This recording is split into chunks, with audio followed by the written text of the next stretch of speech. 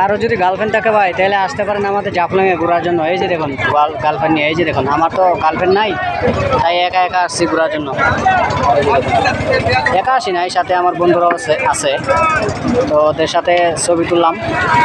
আর আমার এক নৌকা চালায় এক বন্ধু আছে স্পটেই, তো ওর নৌকায় উঠেও কিছু ভিডিও করলাম আর ছবিও তুলছি। এই যে দেখুন অনেক সুন্দর একটি জায়গা।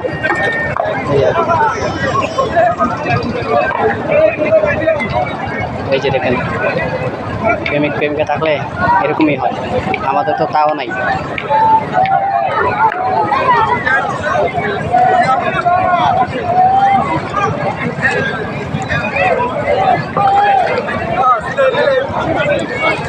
হ্যাঁ